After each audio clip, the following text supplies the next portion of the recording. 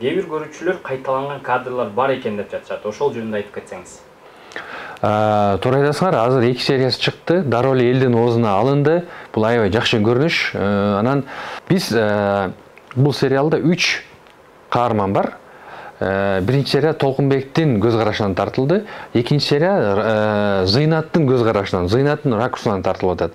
Анан ошонун өкөн линиясы ортодо бир-эки жерде кесилишкен жери бар.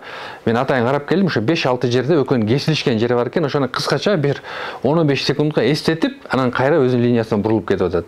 Балким баягы кээ бир көрүүчүлөргө ошондой бир кайталангандай сезилиши мүмкүн, бирок ал аны кайталанган эмес. Бул ошо Зыйнаттын ракурсунан берилген нерсе болчу.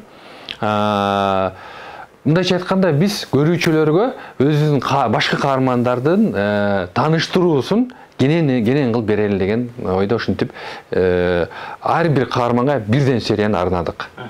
Анан бардык сериялары ушундай стилдеби дейт да? Жок, бул биринчи, экинчи, үчүнчү стилде серияда гана ушундай стилде тартылды, параллель.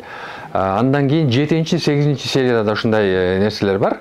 Мындай параллель кетип аткан эки окуяны кайсыл тараптан караганда кандай көрүнөт деп туруп ушундай кылып, бул эми азыркы кинематографияда колдонуп аткан жакшы бир прием десек болот. Бул тескерисинче көпчүлүк көрүүчүлөр аябай жагып атат ушундай жаңы прием. Бир 4 же 5 серияда ушул нерсе колдонулат. Анан сериал канча убакытта бир чыгат? Азыр ар жумада саат 8-де УТРК-дан чыгып атат, андан сырткары саат 9-да Этномедианын YouTube каналына акысыз чыгып атат. Анан кээ бир көрүүчүлөрүбүз чыдабай мен көргүм келип атат, каяктан көрөм дегендерге Этномедианын онлайн кинотеатрына чыгып атат. Ошол жака эртерээк чыгарып атабыз. 1-2 серия дайыма алдыда кетет. Ошол жактан көрсө болот. Анан эмне үчүн азыркы заманга ылайыктап тарттыңар дейт?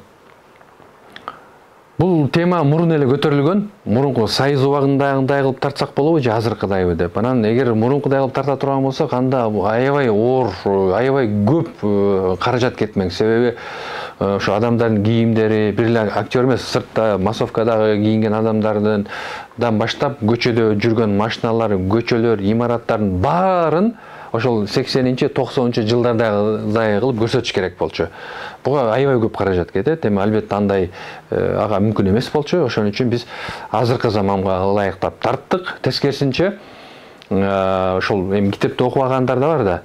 Азыркыдай болгонун туура болуптур. Себеби азыркы маселелер дагы бергенге мындай жакшы мүмкүнчүлүк түзүлүп атат. Ошон үчүн анча-мынча жерлери китептен бир аз айырмаланып турат. Бул китепти түз эле эмес, бир аз ошонун негизинде деп жазылып атпайбы? Ошо негизинде негизги окуялар калды. Бирок мындай анча-мынча нерселерди азыркы заманга ылайыктап тарттык. Анан бул канча сериядан турат жана канча сезон? Жалпысынан биринчи сезон 12 сериядан турат, экинчи сезон дагы 12 серия болот. Ал Кудай буйрса, мына быйыл тартылып, күзүндө элге чыгарабыз.